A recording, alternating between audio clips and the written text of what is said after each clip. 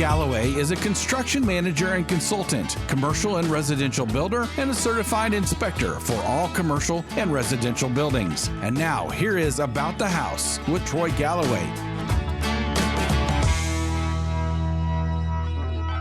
Hello, folks. Welcome back to About the House. I'm your humble host, Troy Galloway.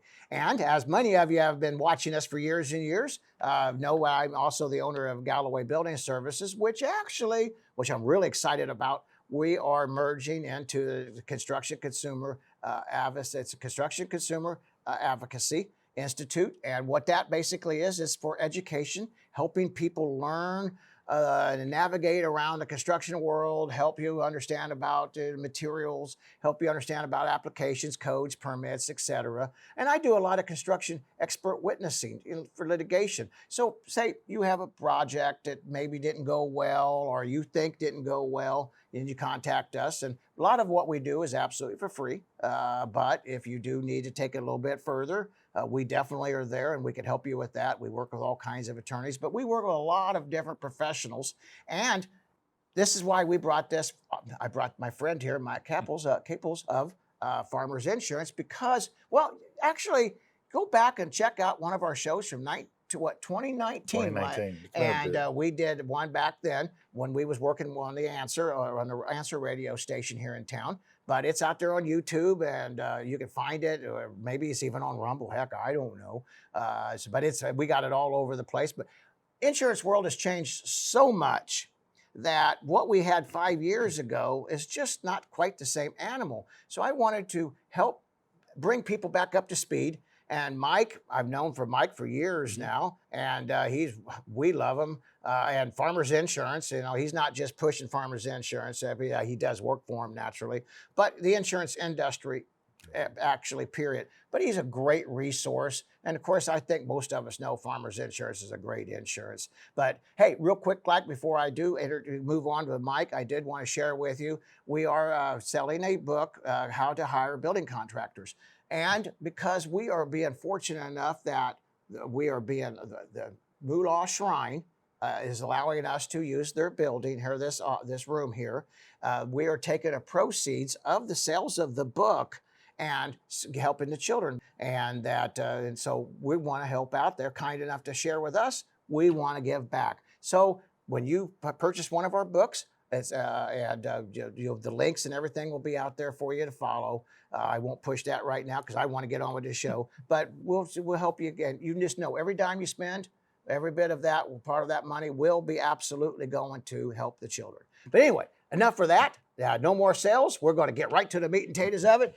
Thank you, Mike, for coming on board. I appreciate it. My pleasure. And so we talked about a little bit about some of this stuff before we got started, and some of the folks, they probably don't remember you from 5 years ago because we've done so many shows since then. But introduce yourself to them. Tell them about, if you would please, a little bit how you got into the insurance industry. Just a little bio, real quick bio. Quick bio. Been in the business for about 24 and a half years now. Insurance wasn't my first choice. I just kind of ran into it. But then I found pretty quickly how important it was and is for everybody out there, but most importantly, to have someone that can guide you through the insurance world. Because it's like you said, it's ever changing right now with the amount of storms we've had. It's changing the way the policies are written, deductibles, everything. So I try to take it upon myself to educate first. Yes, I want you to do business with me. That's great. But at the end of the day, I want to make sure first and foremost, you're protected the right way. And then make sure you have someone to go to whenever you need to if you have answers or questions for those answers. And Farmers, you guys, all you folks over there has always been really helpful. At least you do make sure that everything's taken care of. T's are crossed and the I's are dotted. Absolutely. And we don't see that a lot out there in the insurance world. It's so hard to keep up and understand what's happening anymore. But you mentioned storms. I want to move into the storm area a little bit before, as this beginning, because it is that season. Correct. And we are getting, it's tornado season, storm season, earthquake season, and then shortly after that we'll be at what? Not monsoon. I'm an old veteran here. Hurricane season. Hurricane season. And so I mean, we're in for a blast for the next few months, but we get a lot of roofs and such, that get damaged, and I think that's. Is that primarily what gets tore up the most? That is the number one claim here in the Midwest right now, and here in this state, roofs. They say roofs last for 30 years. Well, not in this environment. Between cold, warm, rain, hail, these roofs don't last that long at all. So then you have one hailstorm come through. That hail might have hit 5 years ago. You don't know it. Well, here we go. We got hail. Everybody's getting their roofs replaced. Now you're dealing with just not the insurance company, but now you're dealing with contractors now as well, which is important. Yeah, now I want to talk. I want to move from the roofing over to the contractors because there's a lot of cons out there, and we're going to talk about some of the cons. I'm not going to mention any names because I'm in some projects right now, or litigation work, so we're not going to mention it. But it's the same con, and they always pull. And once you learn these cons, you can stop this stuff and nip it in the bud. But on roofs, used to be. We would always automatically, we would just replace the whole roof, and we'd have to pay our deductible. Is that pretty much the same thing now happening, or what? I've been hearing some different things, are like prorating and all kinds of things. Is that true? Well, there's a lot of people now, a lot of companies now, that if the roof gets to a certain age, 10 years plus, they're starting to depreciate that roof, and they're not letting clients know, but they're saying, when you get your declarations page, that's your notice. So these people are finding sometimes after the fact, which, they're getting depreciated, or they're finding out they have a higher wind or hail deductible. So yes, So you don't know that. Tell the folks what a declaration page is, because I think that's a good one. Declaration page is just basically everything that's on what's on your policy. It states all your coverages, line item by line item, your deductibles and everything. So that is basically your notice. They send out either once a year for your home, sometimes every 6 months for your auto insurance. So pick them up and look at them. But I would say probably about 99% of the people just push it aside. So that's where I'm probably one of them. Yes, it's probably it. So it's very important. And that's why I try to take a proactive approach. If I know something like that's coming up with my clients, which I do have some, I'll look before and say, hey, do you realize this? Because that's what I do reviews every year with people. And we sit down, we review your policies. So the 800 number you call for your insurance, they don't do those things. You got an agent that's local, you sit down with them, then those things are popping up to avoid those problems. So when we get hail damage, how much hail damage is, and I know the answer because actually I get up there and I work with both contractors and with people, and also with some insurance companies. But explain to folks, just because I had a hailstorm doesn't necessarily mean that I got, how much damage do I have to actually have before you replace the roof? Well, it depends on how many hits are in a certain area on the roof. Once it gets over a certain amount of hits in a particular area of that roof, and then they start to deem that roof, it needs to be replaced, because obviously you have too many hits in that, you're losing the asphalt off those shingles. It weakens them, and then also causes, when it gets cold, then it causes all kinds of problems because the roof is weak then. Now, do you always take, not necessarily you, but insurance companies, do they always take it all the way down to the sheathing, or will they overlay it if there's only one layer of shingles? How does that work for you folks? The insurance company, they don't like putting roofs over top of roofs anymore. It used to be, when I first got in it, I actually insured a roof that had three roofs on it. Oh, wow. Which is crazy now. I just came across one just about 2 months ago. He had 2 layers. But most of the time, they tell you they take it all the way down. But what's nice about it is once you get into the roof, and if they find other damage to the wood, to that, well, then you're going to get supplemental checks that will help you apply that towards that to fix it if there's more damage that is unseen, obviously, once you get into it. That's good. And the insurance says there are adjusters out there. Now, help us out with adjusters, because that's a wide range of animals too. Because not just because you get an adjuster, that don't mean that what I'm seeing is that we got insurance adjusters, and then we got subcontractors, if I may call them that, or individual contractors as an adjuster, which I've kind of been hired to do a few times myself. This is how I've been taking it. I used to turn a claim in back in the day and let them do it. Now I will send out, I have a list of roofers that I know and trust. I'll send them out first. Let's let the professional contractor look at the roof, assess the damage. Now, if there's damage there, they'll let us know. Okay, let's move forward. And the reason why you do that, because you want to work, you've got the adjuster and now you got a contractor. You try to get those two together to work together. So it makes the claim go a little bit smoother. So you're not missing anything.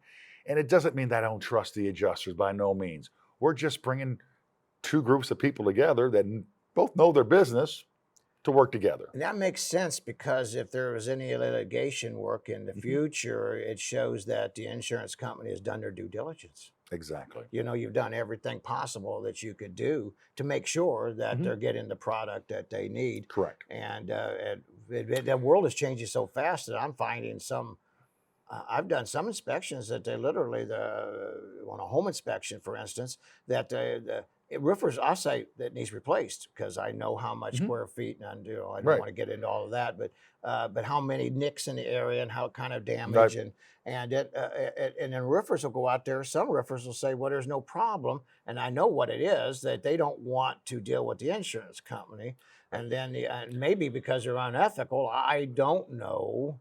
Because it sounds to me like if you know what you're doing, you'd want to work with an insurance company. Well, don't name names of contractors. Particular contractors working with one of my clients. They're not used to working with insurance companies at all. So they have their own pricing. Well, that's great. If you're going to charge per labor and per that, well, us insurance companies, we pretty much know what that labor cost is, and we're going to pay this much out. So I need to get a detailed printout so I can get my client's depreciation back. Well, he's having a real hard time putting that together because he doesn't want to share his proprietary numbers with the public. And I said, you're going to have to let us know, but we're only going to pay up to this much, whether you like it or not. So it's little things like that. You got to make sure that those contractors know how to work with insurance companies. And if a contractor says, I need a large down payment, that right then, you need to go ahead and run. Thank you. Get out, because they don't need the money. If they need the money, that means they're going from job to job to job. They're moving money around to satisfy what they need to, not satisfy what the client wants. So I've had that happen too as well. I put that in the book. Don't ever put down more than you got to have a little bit of money to transfer to make the contract Let's get it legitimate. going. But other than that, if they can't afford their own shingles, they don't have an account, then maybe they shouldn't be used. Correct. And actually, I'm looking to be bringing on here shortly some roofing, not contractors, but roofing supply houses. Okay. Because I want to talk about that for a second too, for roofing. Because we all know, at least in the engineering part of it, we know that if I got a 20-year roof, you kind of alluded to it already. I got a 20-year roof, but I don't have proper ventilation. No matter if there's a storm or not, you're not getting 20 years. No. You're not going to get it. But so it's deteriorating more quickly. How do you folks send your people to assess that it's maybe a 7 or 8 year roof, but it's been, it's not been ventilated properly. Maybe they didn't even put all the nails in it properly. They didn't install it properly. I mean, some of my YouTube videos, my stars, sometimes I think the stupidest go up high, on the roof because it's amazing. It's really scary because I've had claims denied because of poor workmanship, and we're not insurance companies. They want to pay claims. Trust me. I mean, it's the old adage out there. You insurance companies, boo. You're against us. No, they want to pay claims out. But if it's workmanship, they will do their due diligence. They will send out an engineering company, third party, not part of the insurance company. They will do the inspection. And I found that they've deemed that, hey, based on the workmanship of this roof, we are not going to cover it now. Years ago, and I'm just throwing a plug in for farmers because I've used farmers for years, actually, on different properties and stuff. But we had a house burnt down. It's been several years ago. And nobody could figure out what it was. Well, the insurance adjuster came out. Come to find out, lightning had hit somewhere but not directly on the power line, but somewhere around there, went to the power line. He said, look at this wire. He said, I have never seen one so much voltage go through it, bubbled it, going into the house, bubbled it. And, but I mean, that's irrelevant to that, but I'm just thinking, what I really am trying to say is these guys know what they're doing, you know, and you're not going to be BBSing them, you know. Yeah, so, but now if a contractor comes on, I want to move to that because this is great. Good. Man, we kind of beat up the roof and we know that. But folks, if you have questions and when the hailstorms come through, give Mike a call. Even if you're not, you know, I know that this show goes all over the nation, but Mike said he'd take the phone calls if you live in California. Well, okay, maybe not California. I'm teasing. My sisters live out there, so I'm being ornery. But no matter where you're at, he'll help you or direct you even to people in your area possibly that could help you, you know, other insurance companies and stuff. But when a contractor shows up, we get these storm chasers. Oh, yes. Tell us what we need to be making sure these storm chasers have insurance-wise before we even let them on the property or on the roof, especially on the roof where they could fall off and say, oh, I hurt myself. As soon as that contractor walks on or calls, wants to do it, the first thing you should say is, do you have insurance? I want to see a copy of the insurance. And you can actually put your name on that insurance as an additional insured. And basically what that means, it's protecting the client that owns the house in case something would happen. The contractor's insurance will take place and cover it. Now, if you don't ask for insurance and that contractor gets on that roof and they don't have general liability or workman's compensation and that person falls off that roof, you've just exposed yourself to be sued because you have liability on your policy, okay, on your home policy to cover something. Someone gets hurt on your property, but if you welcome them on and they get hurt, they can turn around and sue you because you welcome them on their property. So that is very, very important that you do. I preach that all the time, making sure with the insurance company. Now, you mentioned about being having your name put on it, and I put it in the book about certificate holder. I wanted to make sure that I can explain that. If you're doing a project that may last longer than maybe a few days, maybe it could be a couple of months, maybe you do an addition on your house. You could put your name on there as a certificate holder as well. And basically, if something happens where that policy might cancel at any time, you automatically will get a notification from that insurance company stating that the policy's canceled. Then you can react and go, hey, what's going on here now? So, yeah, that'll save you. Oh, folks, listen, I mean, I preach this all the time, and I have for years, and it's that important. It's very important. And but now, you know, so they have that insurance, and they got, they got workman's comp, and they got liability. Now, of course, workman's comp, that's a different world, and that's a different animal. And you guys don't really do workman's comp? Oh, no, I do. I do a lot of workman's comp for a lot of contractors locally. So I am definitely with work comp. In the state of Missouri, how it works, if you're a contractor, if you have just one employee, you're supposed to carry workman's comp. That's in the contractor world, okay? Now, I'm just saying, folks, there's some contractors out there that'll kind of skim around a little bit. And there's policies called ghost policies that, believe it or not, it's exactly what it is. A contractor, if they don't have any employees, can get this piece of paper that says they got insurance, but there's no insurance. And it's completely legal. I've spoken to the companies that offer it, Department of Insurance, because as a contractor, if you don't have any employees, you do not have to have employees, but they can pay for a piece of paper. It says that they're excluded, but people see this. They don't dig deep in it. They go on their roof. They fall off. They have no work comp. They're hurt. Guess what? You get sued now. Is that a no hold harmless, a no harmless claim? What's that called? There's something out there, and it sounded kind of like under the table, hold harmless claim or something. Something I can't remember what it exactly is, but it is very. Just run if you hear they say they just run. If it just. Look at the document. It's one-page certificate of insurance. It'll state their general liability. They'll state their workman's comp and what their limits of liability is as well. So when you look at the limits of liability, on general liability, minimum of $1 million. Minimum of $1 million. Because if they burn your house down, you want to make sure. And Oh, heck, if they fall off the roof, Roof. it'll cost you more than $1 million. You better pray your house Yeah. burns down. And with workman's comp, because you have special limits on that, the lowest limit you have is 100,000. So 100,000, if you fall off the roof, 100,000 is going to be on like that.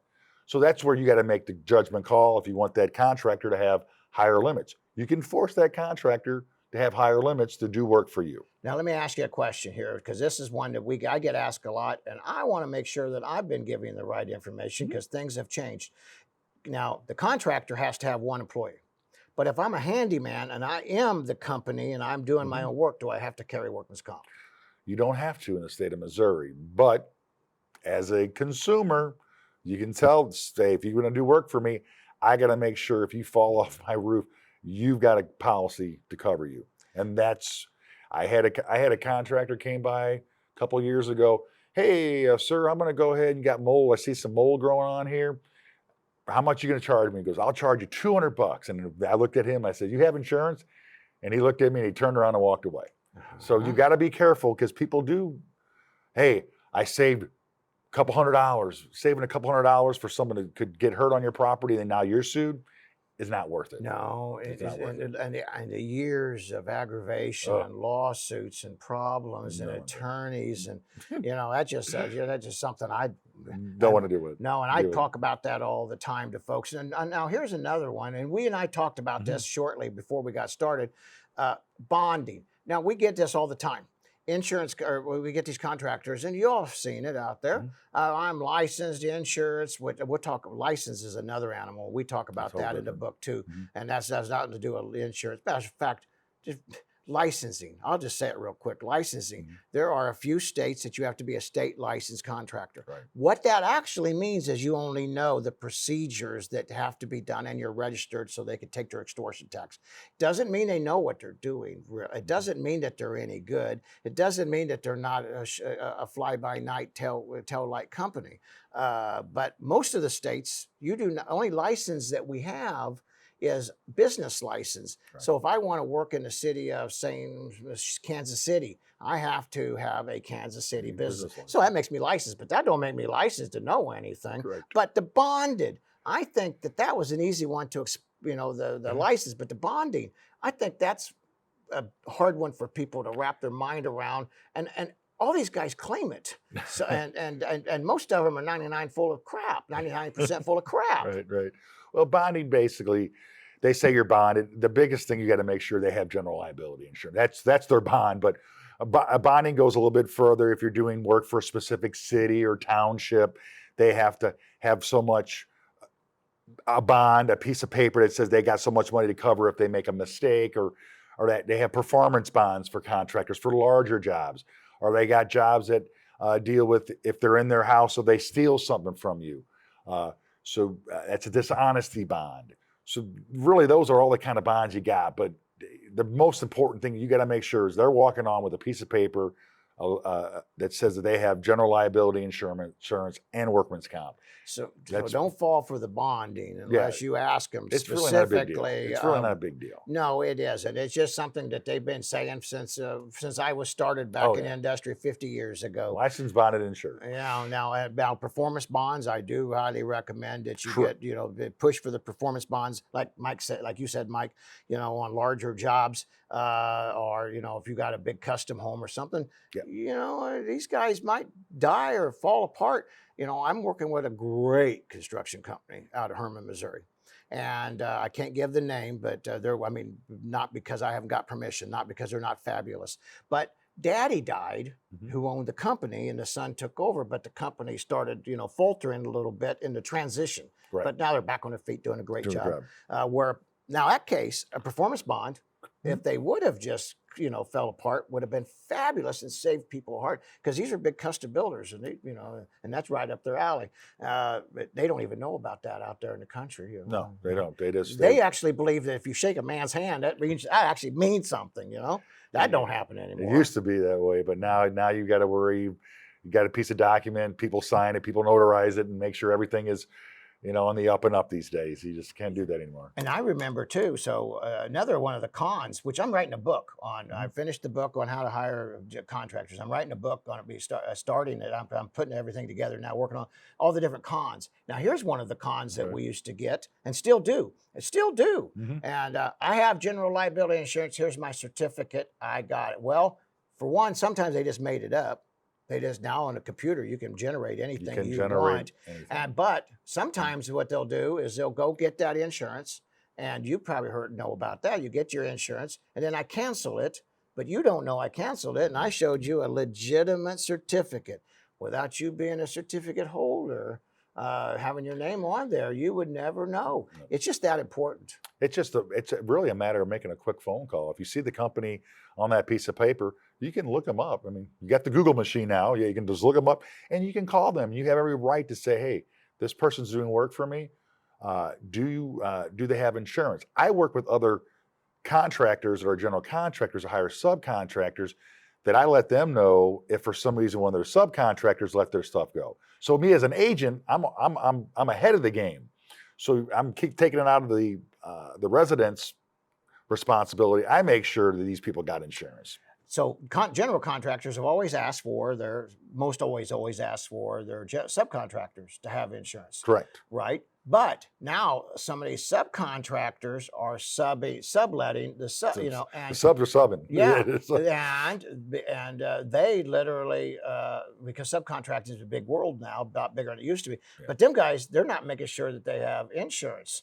And because they want it done as cheap as they can, because they're trying to be as cheap as they can to get the job from the general. So they're telling us that you should, when you're a contractor and you have subcontractors, you make sure your contract for all subcontractors state that anybody that works for them, any other subcontractors, are to be insured. And you, the owner, the consumer, needs to have your name on there, not just the contractor. Your name, the property owner. Okay. And you can do that. I mean, if they say no, then you should then run because you have every right to have your name on there. And there's other contractors out there right now that, okay, so how can I put this? That they're not U.S. citizens. Let's just put it that way, okay? And that's the honest to God truth.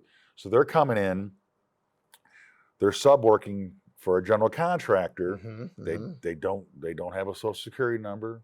So they're getting hired, and they don't carry insurance. They can't even.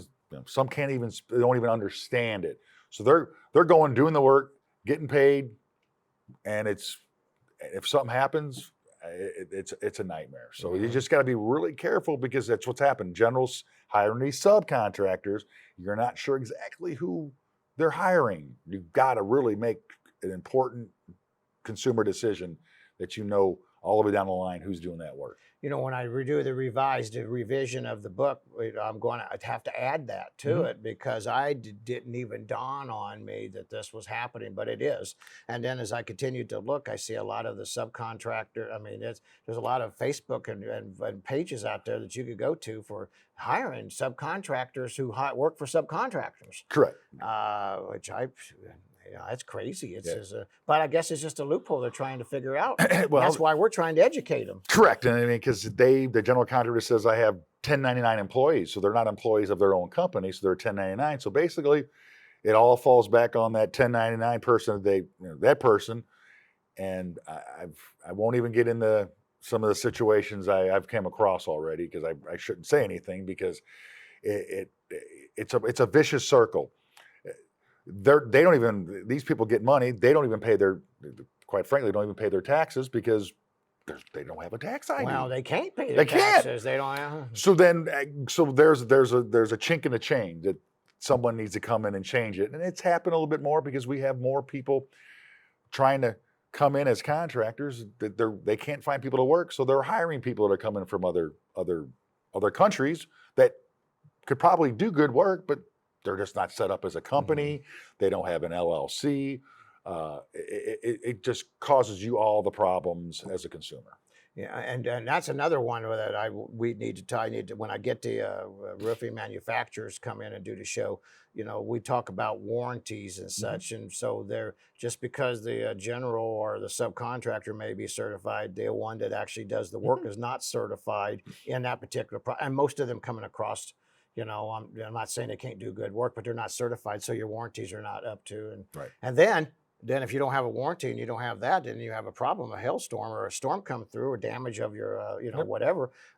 The insurance company's going to say, well, that ain't right. Oh, talking about that. That's a good one. I want to, so we're going to move inside the house. Okay. So inside the house, I'm going to just throw a story out here. Okay. So I'm doing a basement job. Okay. And I don't want to get a permit for the basement job because you know how and honestly, it's true. Municipalities, all they are is bloodsuckers and they want the money. They don't do anything to help you. But they do have one thing they do to make sure that it is gotten done by codes. But if it's not done, say if I did my own basement and I didn't know what I was doing, and my daddy helped me and my brother, and we drank a lot, and now it looks like that, and then the house burns down. Can the insurance company come back and say, hey, because you did a permit, you did not follow any protocol? Can the insurance company deny that? It'd be hard. They really have to figure out a way to file. They could trace it back and if they get to that certain point, they could deny the claim. Now, I got a story that same thing happened. Family got together, refinished the basement. 5 years later, new person buys the house. The cable guy is in the basement doing whatever. Well, the guys that did the basement had the wires crisscross and went up, knocked that cable guy off its ladder. And well, the ex-homeowner and then the two brothers all got sued by that one guy, almost $2 million. Oh, wow. So some of it got thrown away, but it pulled them all into a lawsuit because the brothers did the work. They didn't get permitted, but they just didn't do the work right.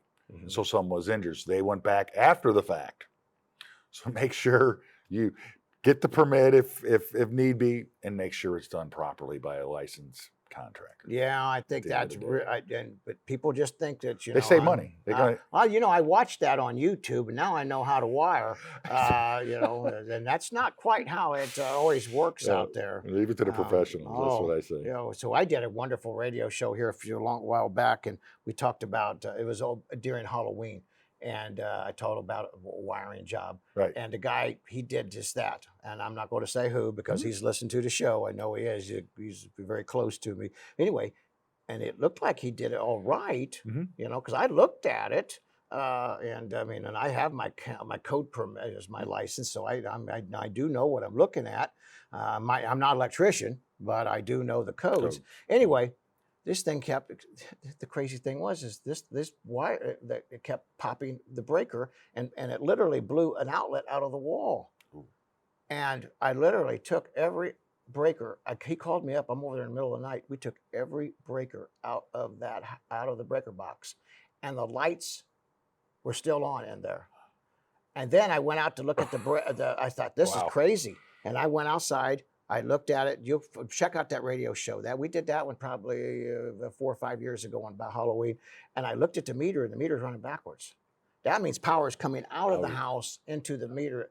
Now whether it really was or just the meter base, I'm not for sure what was happening there. All I know is it's weird. And so anyway, that's my haunted story. But if he would have had it done by permit and licensed contractor, electrician, well, then if it would have had any damage, it was crazy. The microwave blew up, it exploded, fire shot up out of the AC compressor. A lady told me that she saw it shoot up there like 10 feet. Wow. I don't have any idea what the heck happened with that, but how do you explain that to the insurance company? I don't think you guys have anything for hauntings. Not for hauntings at the present time right now. But what about terrorists? Because we do live in a really volatile world, and a lot of the folks listening to this are their office. They own offices, they own apartment buildings, Mhm. and they're in areas that. So tell us about, if you can, a little bit about what should we be looking at for Sure. terrorism or Well, anything. on the business side, you can get terrorism coverage actually for your business if we have that unforeseen thing happen and as a terrorist attack happens. So there's only somewhat, the insurance company put this together a few years back, well, from 9/11, obviously, Right. to kind of protect them, to say, okay, if we do have that again, we've got a base of money in here. And if it does happen, when that money's all gone, then you're out of luck, okay? But that's why the insurance company said, well, if you take the coverage from us, then we'll facilitate that portion for you as well. Now, yes, and a lot of companies may or may not take it. On the residential side, there's really nothing for terrorism coverage that I know of right now that's specific, but it's only on the commercial side right now. Yeah, God. That's Yeah. interesting because, they blew, and we've seen that in domestic terrorism. And I remember the story in Pennsylvania a few years Mhm. ago where a bomb blew up in the neighborhood, and it was several of the houses went. Mhm. But now now terrorism, that's whatever that is, and Whatever. but what we do have is like hurricanes and things like Mhm. this. And I hear people tell me, I don't need to have earthquakes, so because we live on Okay. we live on the That's New a good Madrid one. fault line, and we have and I personally, I tell everybody, get earthquake insurance.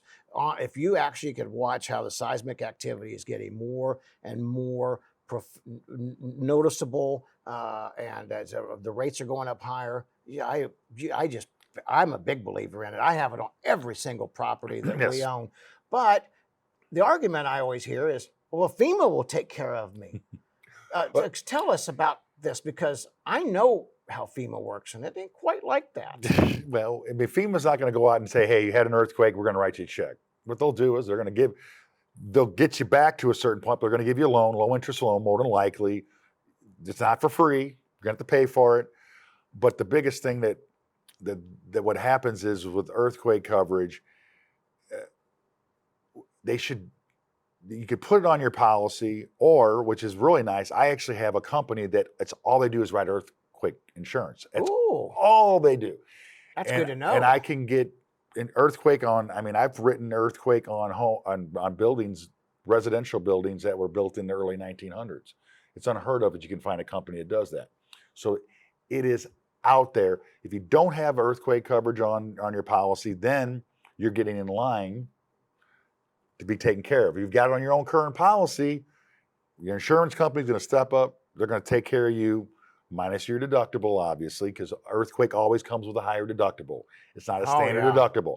So your standard deductible might be $1,500 or $2,500. Well, this is a percent deductible. So it starts off at 5%, 10%, 15%, 25%. That's 25% of the dwelling coverage. So you have to reach that deductible amount before it kicks in. So that's really important. You got to have, if you don't have earthquake, folks, get it. Get it. It's going, and unfortunately, I hope it doesn't happen in my tenure. Yeah, I hope not. Because it'll happen here, and it's going to put the insurance company on their knees, basically. Oh, well, we know what they'll have to do to get out, Mhm. and hopefully that's, the government will help a little bit.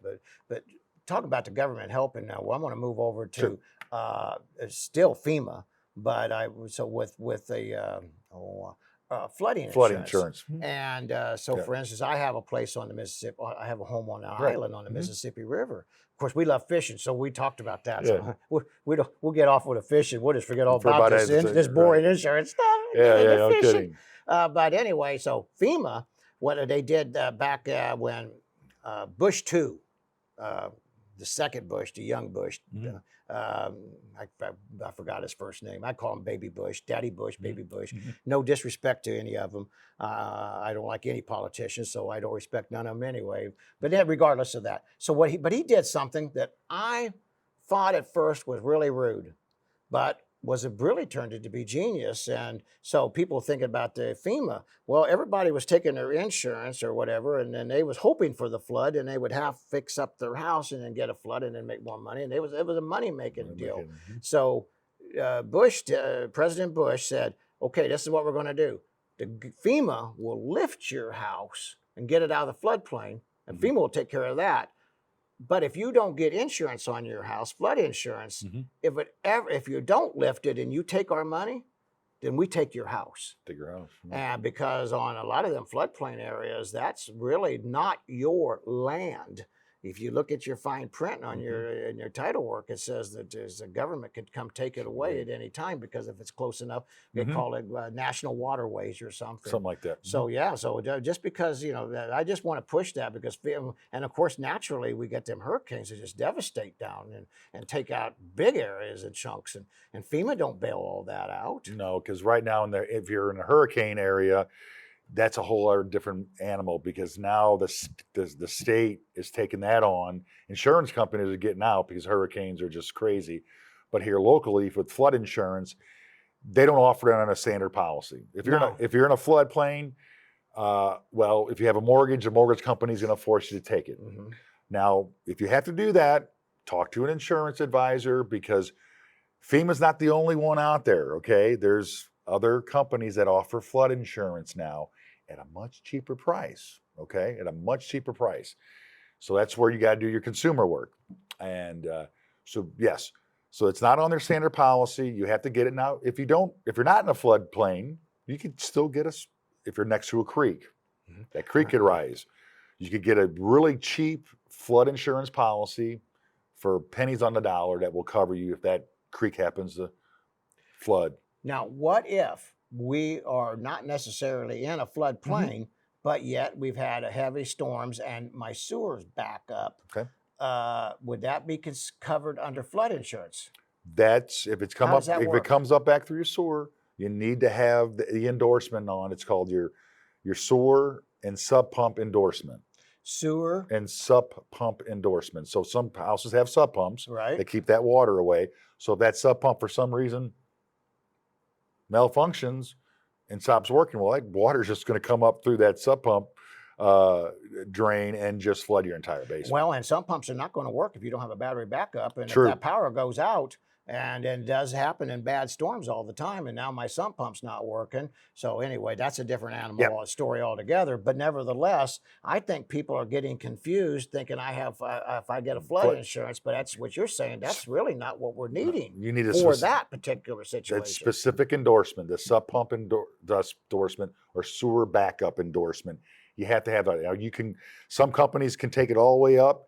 People are taking their basements now and they're spending $50,000, $75,000. I mean, $100,000. It's cheaper to fix that up than to build a new house. Correct. So there are some limitations on that as well. So it's really important that you understand how that endorsement works, but you need to have that to be covered. Now, I'm going to get ready to rebuild. Okay. My house got devastated. Correct. What are the insurances that homeowners should have? And then I'm going to ask you before that they're supposed to be having to carry during the construction stage. And then I'm going to ask you what insurance companies need, what you need to have your insurance company, your contractors to have. So help us out because this is kind of a confusing area for a lot of our people, and when they really need to make sure, So your house is devastated. Builder's risk. Yeah. Your house is devastated. You had a fire. You're building from the ground up. So talking with your contractor, you could actually take on a builder's risk policy yourself through your insurance company. It covers the house like it's built right now. It's covered for the full amount, and as it's being built, it's covered. If something happens during, God forbid, another storm, another fire takes it out, you're covered. So you have to have that. Sometimes the contractor will carry that insurance for you while they're building it, and they cover it. It really depends on what the situation is, and if the contractor or you are responsible. It really depends on that.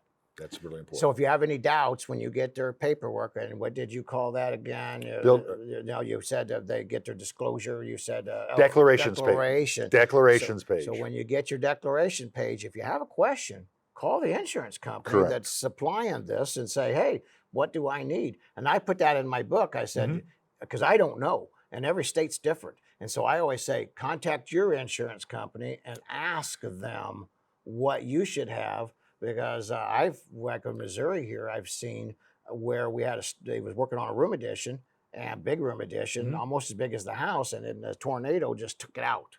And during the building, well, the contractor, he had general liability, he had all his insurance, but not for act of God. Correct. Only for his mistakes. And but they had builder's risk. Neck covered. The owners, and their contractor recommended it. Correct.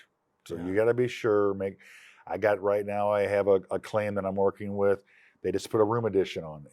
Room addition's only 4 years old. They call me, they're like, oh my God, we've got mold now. I just put my foot through the wood floor. It had been leaking from the roof. So we're trying to find out right now, to have a claim for your insurance policy, you got to be a reason. You got to be a source. Okay, so we got to figure out, did it lift the roof up? So where water was coming in there, okay, from straight winds or not, something that caused that. If we can't figure out what that cause was, well, then we're going to go right back to the contractor and go, it's your workmanship. And my people are telling me, like, hey, is it going to be covered or not? And I can't tell them I'm 100% sure till we figure out possible that source. So I've got a restoration company out there. I did get claims involved. So it might end up being, at the end of the day, that it was workmanship. The roof wasn't put on. You don't have a 4-year-old structure leak that bad. No, you don't. You don't, and not at all. And actually, that's a good one, because I'm actually doing one that I'm working for the insurance company for a big window company, and I'm not going to mention names, but they put new windows in, and the mold got into it really bad, and it literally rotted part of the flooring away. Everything you're saying, but they're trying to claim it was the window company. Oh boy. So the window company hired me, because that's what we do, expert witnessing, and we don't do the work, so we're non-biased. So when we get tore up by the attorneys out there, we don't make any profit on it, so we're not trying to sell nothing. Insurance companies love it, because now they got a non-biased opinion that literally we have no dog in this fight. Well, come to find out, it wasn't the contractor that did it, because the homeowner had built this around the area and created moisture problems. And because of how the moisture was coming in the house underneath the crawl space, they didn't have that done, and all that come up there. And because I could prove it, and that's what your insurance companies will do for you. Correct. They will help defend you. Now, naturally, they're defending themselves too, but they're helping both sides of the party. So I think it's another good reason to make sure. And mold is another thing. I mean, a lot of policies don't cover mold. Yeah, they sure don't. Now, there are small endorsements that are on there. I think farmers, you can cover up to like 10 grand. But 10 grand, if you have a major mold problem, that just scratched the surface. But that's where you got to check your policy and see that. I'm seeing that more now here lately with all the rain we're getting now. Yeah, and absolutely. And I see where builders literally will put that, for talking about mold, they'll put them attic fans, and then they'll just not or they're not their attic fan, I mean exhaust fan from the bathroom, and pump that right into their attic space, and their attic space is not ventilated, and then they get the mold. It's up in there too, the mold spores. Yeah, they definitely do some damage. But hey, you want to learn more about mold? This isn't the show for that. No. We're insurance. We're not professionals in that particular arena of remediation or anything. But check out the radio show. I have 2 of them with Travis Boyer, the Mold Man. Great information, and he's a great contact to reach too. So use that as your resource also. Right. Well, now we've talked about what to look for contractors, and we've looked at storms. What else do you think? I know this is not necessarily the building practice, but what if I got a contractor? He's on the job, and he has the lumber truck back onto my driveway and cracks my driveway. would that be, which happens all the time, or concrete trucks such, and I don't have no idea how somebody could be so stupid, but apparently the world's full of stupid people, and they're getting more and more. I think we're growing them on trees now. But nevertheless, whose insurance picks that up, or should you how does a homeowner protect themselves? And then how does a contractor protect themselves? That's true. So with as the resident, they need to make sure that they have insurance. So that's where the liability will cover if they crack that driveway because they're bringing their trucks up and down.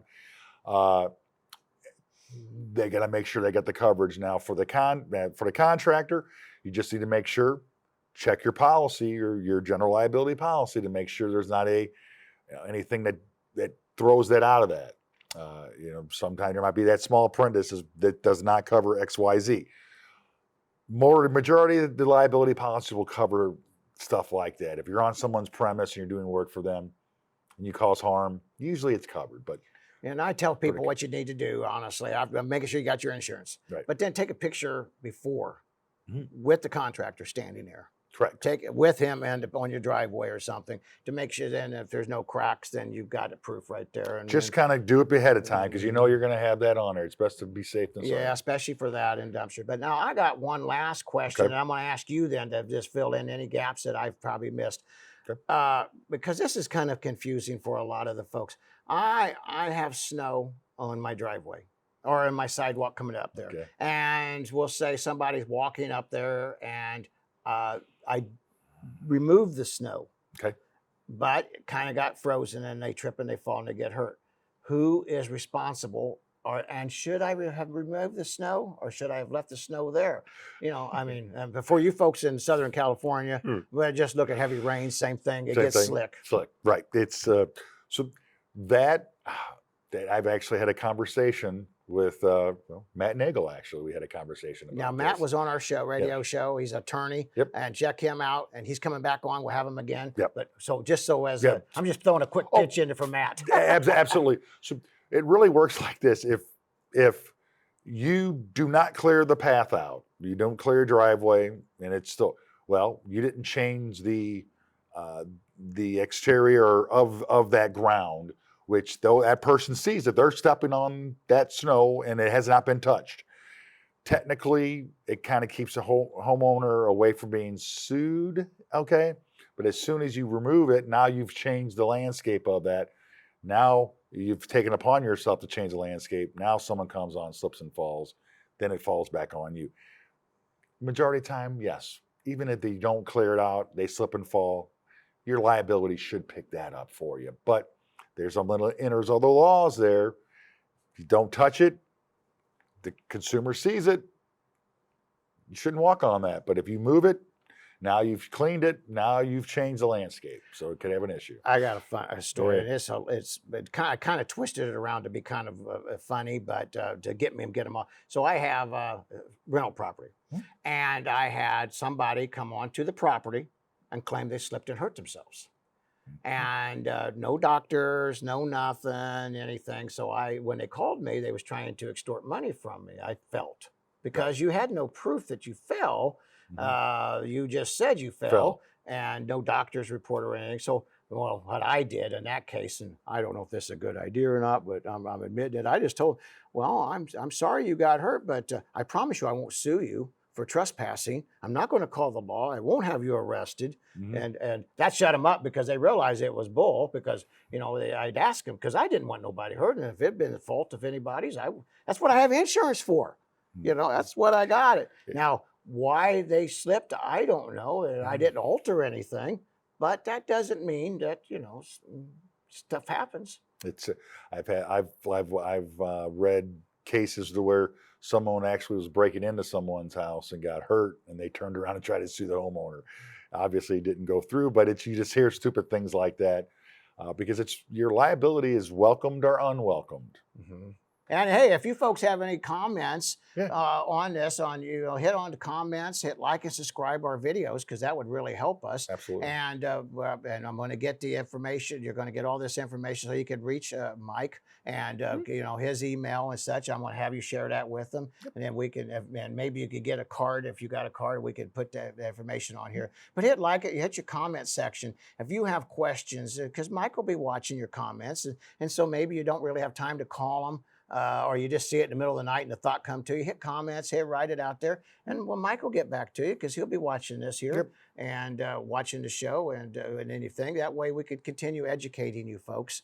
And but is there anything that you think I missed that we should think about for when we're doing construction, or just storms, or just everyday living? Every day. And we covered a lot of stuff, obviously. So that's important, that you find the right professionals in your circle, or get that one person like us that can guide you to the right people. I think it's most important who you're dealing with, and who's giving you the advice. And sometimes it's not bad to get 2 or 3 opinions as well.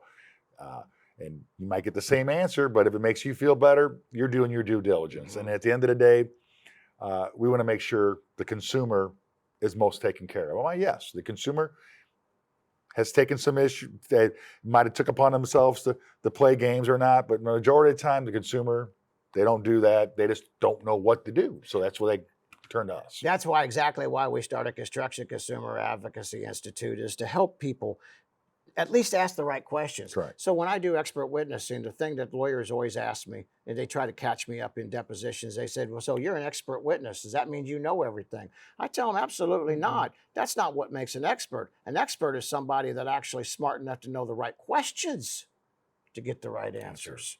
Not knowing all the answers, the questions, without the question. And that's why Mike is here, to help you kind of learn some of the questions to ask. So your head's up. Correct. Well, hey, tell them about how they find you, your website, your phone number, email, however you want them to contact you. You could look, if you look up Mike Caples, you could call me directly on my cell, 314-566-1788.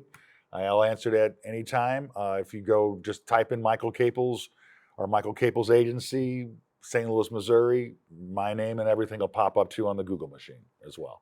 And we'll get to see if Joey's our producer, and maybe I will see if Joey can just maybe put a little bit of line down there, put that information down for you, along with the Construction Consumer Advocacy and such. So, and then I'm putting you on the spot here. Okay. I'm going to ask you to do us a blog, maybe on roofing or something. Just do a quick blog, because we're doing blogging, and talk about, it's like 3 or 4 paragraphs about something about this, so you could help educate the people, and that'll give you even more information and more access to Mike and learning. So a quick blog would really help, and that's what we're trying to do, is to trying to reach more people as many ways as we possibly can, to help educate the folks, because I really do believe with all my heart, the better educated the consumer is, the better quality product you're going to get, and the less of the cons are going to be able to get you, because these cons are thick. Oh, these con men. I mean, and in the construction building industry,